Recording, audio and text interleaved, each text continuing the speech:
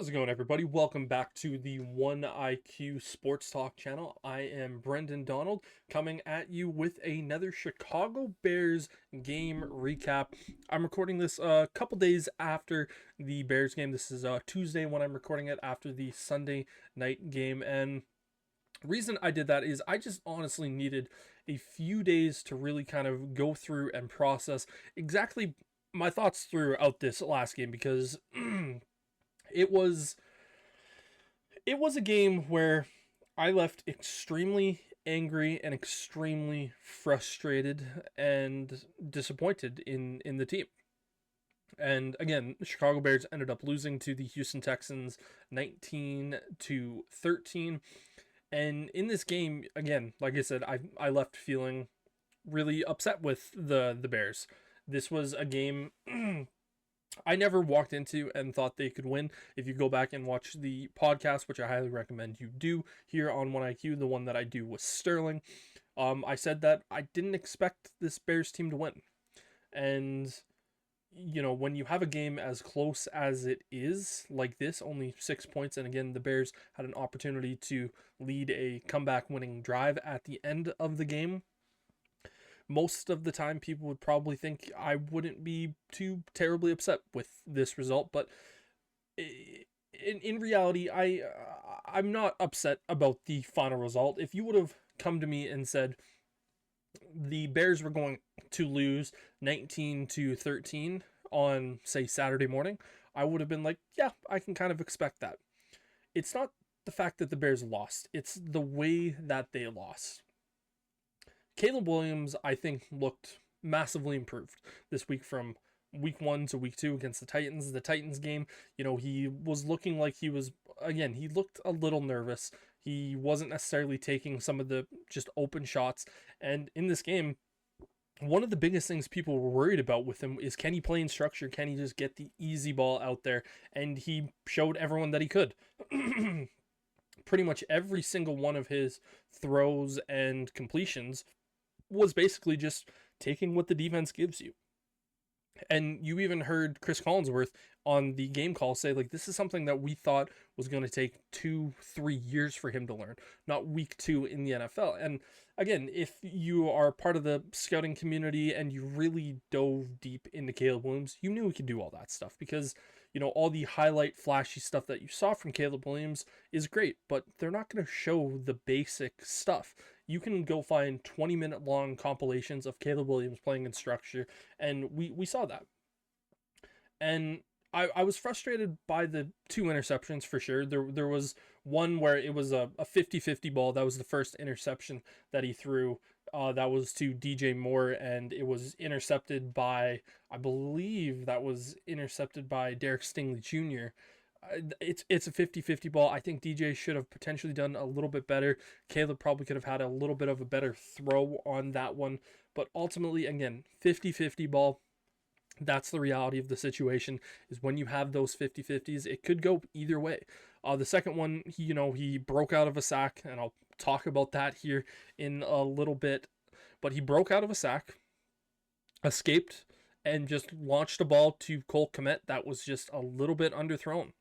And it got picked off.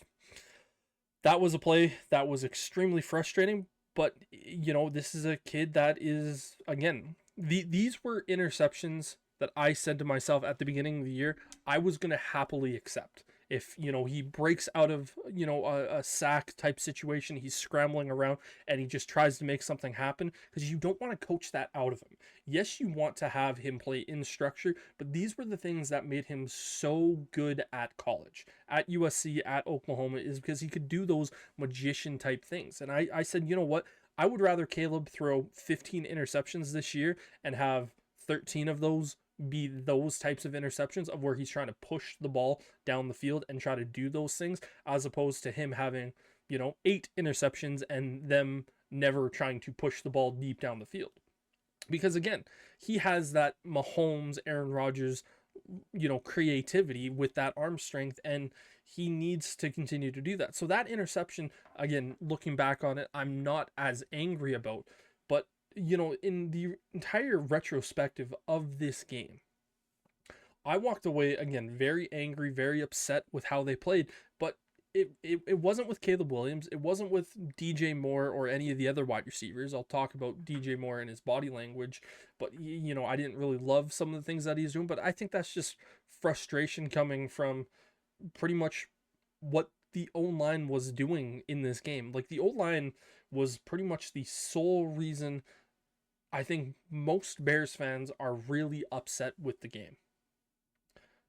He had 37 passing attempts and he had 36 pressures. Now, when you hear that, you think, oh my God, he got pressured on every single play. He didn't get pressured on basically every single play. A pressure, it comes from both. It's basically just one player can get a pressure on every single play and multiple players can get multiple pressures. So he wasn't pressured on every single play that in those 37. But to have multiple pressures on multiple plays like that, it's still not good. And then you had the amount of penalties that the offensive line was getting, and then just the lack of really, I want to frankly say, intelligence from the offensive line in terms of their blocking schemes. Like this Texans team absolutely manhandled the Bears. I looked at what the Titans did and I went, okay, those two interior guys, we know the interior is a problem. We looked at it and went, okay, Coleman Shelton and Ryan Bates, those two guys aren't necessarily going to be great this season, but they should be serviceable enough as long as you don't have elite defensive tackles going up against them. Tevin Jenkins, we looked at and said he's probably going to have a Pro Bowl level year this season, and we should feel pretty comfortable about him because he's in a contract year, this, that, and the other thing. But all three of them got destroyed week one. It was a little bit worrying for Tevin, but he's going to bounce back. And pretty much the only thing that I worried about this week was Danielle Hunter and Will Anderson. I said, okay, if you can get relative control of those two guys, you're going to be in a really good spot to protect Caleb. I expected 3 sacks given up. I expected, probably upwards of 10 pressures because, again, I wasn't confident from the offensive line, but 7 sacks, man, and frankly, I don't think any of those were on Caleb. I would have to go back and look at every single sack again, but this offensive line was just so horrible and horrific that it made the game unwatchable. Like you just feel for Caleb because again, you're asking him to play in structure, and you're asking him to play within the offense and do this, that, and the other thing, and if he can't do that, then you're gonna revert back to some of those more playmaker type instincts, which is fine. You are okay with that, but this game reminded me of game number 1 for Justin Fields when he played against the Cleveland Browns, where I think Fields was sacked. I think it was in the double digits, if I'm remembering correctly. I'm not gonna take a few moments to look that up, but it was something really, really, really bad, and I think those types of situations are games that can potentially break quarterbacks. And I really am interested to see how Caleb comes out next week. If he's a little bit gun shy, what's the situation going to be? But this Chicago Bears team, man, I said all offseason, I want the Bears to go after, wide receiver. I wanted them to get wide receivers. I wanted them to get Caleb, obviously. And, I felt like the offensive line, it wasn't a top 15 unit, but it also wasn't a bottom 5 unit. And I think this might be the worst offensive line in football. You just have all 5 guys struggling here at the moment and struggling badly. Like Darnell Wright, I expected him to have a Pro Bowl level year from the right tackle spot. And, again, it's still very early. But, again, I was expecting the Bears to potentially have 2 Pro Bowl offensive linemen in Darnell Wright and Tevin Jenkins. And then the rest can kind of just be there and do a serviceable enough job to kind of continue this game going. But man, it is really, really, really tough to think that any of these guys are doing any sort of thing. And I want the Bears to have better offensive line. I've been screaming to go for center for the last 7 years to go get a true center. Again, when they drafted James Daniels, I thought finally the Bears have one, and then they moved him to guard and just basically completely destroyed his confidence there. Use Cody Whitehair. I'm not going to go down the history of the Bears centers, but it's been a long time. And I still have a lot of hope for Darnell Wright. Again, he's a top 10 pick. He should be fairly good, and young tackles take time, and he's had two really tough tests to start the season out. These are all understandable. But man, when you have the defense that the Chicago Bears have, I truly do believe after the first 2 weeks of watching this team play, the Bears have one of the best defenses in the league, because this Houston Texans team, yeah, sure, CJ Stroud threw for 260 yards, had a touchdown, no interceptions, and the Bears defense got after him for 3 sacks, so that is good. Their running game, they couldn't get the running game going. I think the Bears genuinely have the best run defense in the NFL. Andrew Billings, if he continues to play like he's playing, he should easily be a Pro Bowler just from the amount of run stuffing that he's capable of doing. Like he's just that much of a menace, and it's ecstatic. And like I'm ecstatic to watch that. And the secondary, they had themselves a really big test. I know PFF had Jalen Johnson as like a bottom 3 player for the Bears defense. I don't know how. I thought he played a pretty good game, but Tyreek Stevenson, again, he's a young guy. He's going up against a bunch of these tests, so he got really tested against Nico Collins. Nico Collins is a really really good wide receiver, but again, at the end of the day, this Houston Texans team is frankly probably the second best team in the NFL after week number 2, only behind the Kansas City Chiefs. And the Bears defense only allowed them to score 19 points. And it's not like Houston took their foot off the gas. They were trying to gain points every single drive all the way up to their last. And so, like, that just shows me the Bears have an elite defense. Again, probably right now a top 5 defense. I'm not quite ready to say top 3, but like they looked really really good. And again, you just go back to the offense. You knew there was going to be struggles for Caleb at this point, like early in his career, just because he's going to try to adjust to the NFL. And I think we're seeing some really big struggles from him at the moment. Again, the fact that he doesn't have any passing touchdowns is concerning. Then again, none of the rookie quarterbacks have any passing touchdowns. All 3 rookie starters, they're combined for 6 interceptions to no passing touchdowns. So all rookie quarterbacks are struggling right now. And frankly, all quarterbacks are kind of struggling right now. That's a whole different conversation for later, but it is a situation where this Bears team needs to figure out their offensive line, because you can't have Caleb getting sacked 5+ times a game. In week number 1, I think he got sacked 3 times. He had double-digit pressures in the game. This time it was 7. It's really one of those things where you just look back and you go, you can't have him being sacked 5 times per game on average in a 17-game season. He's a tough son of a bitch, Caleb Williams is. But I don't care how tough you are, that type of punishment on your body is not an easy thing. And it's not just the sacks, the amount of hits that he's taking per game. He needs to be protected. And like the way that I would do it at this point, you need to take Nate Davis, and I don't even care. You need to cut him. You need to cut Nate Davis because of how bad that he's played. You need to move Tevin Jenkins over to that right side, so at least Darnell Wright and Tevin Jenkins can play together. You need to hope that Ryan Bates can come back relatively soon so he can jump in to the center spot.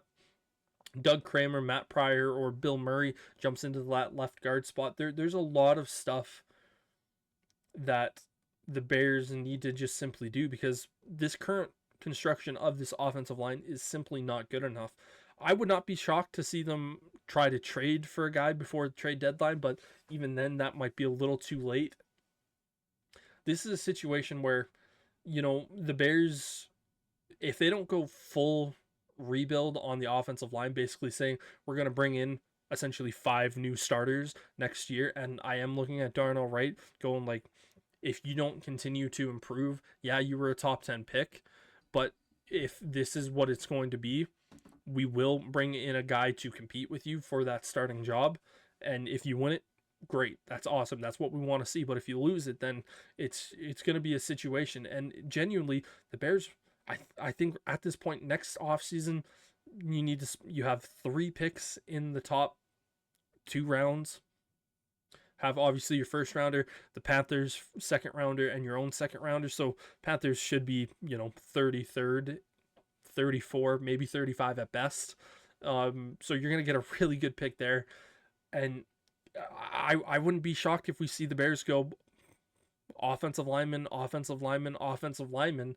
Yeah, sure, that's a lot to have, 3 rookies as your offensive lineman, but you can fill that out with some other rookies, but you just need to basically overhaul that unit to just make it better, because when you draft a quarterback like Caleb Williams, the last thing that you want to have happen is his confidence completely destroyed, because the second that he snaps the ball, he's getting hit.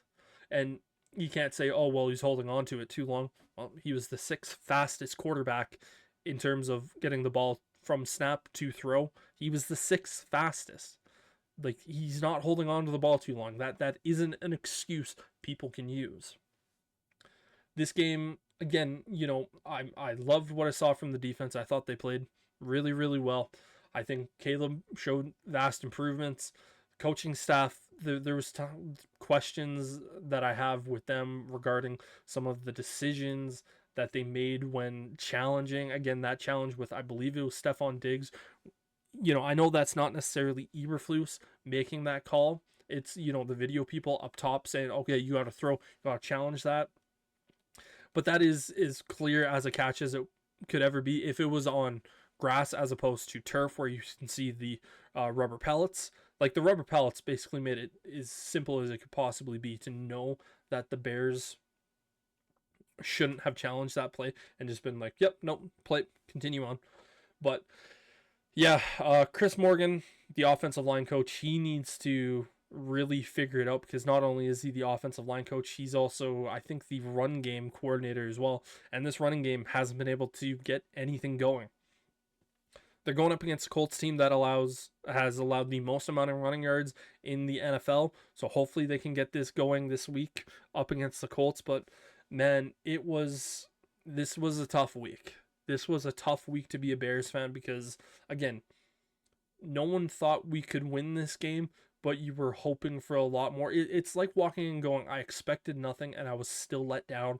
That's kind of how I felt with the offense this week. And again, I don't blame Caleb. I don't blame the receivers. I don't blame the running back.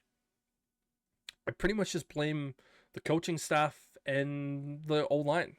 Even Tevin Jenkins yesterday said when asked, what from the coaching standpoint, he goes, we're just being coached to do what we're supposed to do, and we're doing what we're being coached to do. And that is not a recipe for success. And when frankly, your top lineman is saying those sort of things, there needs to be some massive, massive changes. And I sure hope that we see better from this team. I know as fans, we're expecting better, and we honestly kind of deserve better than this. And I'm basically looking at Ryan Poles going, you were a former offensive lineman. You said your specialty was offensive lineman. And when you were at the Chiefs, you found really good offensive linemen for that team. And I know this Bears team had so many other issues that maybe offensive line kind of took a back seat. But man, this needs to be fixed. I don't know how you're going to fix it until the off season, because I can't imagine a team looking at the Bears going, oh yeah, sure, we'll just trade you one of our starting old linemen. It could potentially be a really, really frustrating season. And I'm almost at the point now where I look at it and I go, if we get to like week 6 and Caleb Williams has over 30 sacks against him by the time we get to there, so it's essentially, again, 5 sacks per game, I would potentially be willing to even look at the Bears and just say, just sit him. Sit him for the rest of the year. Throw Tyson Bagent out there just because we can't have him being hurt. Just simply say, you know what?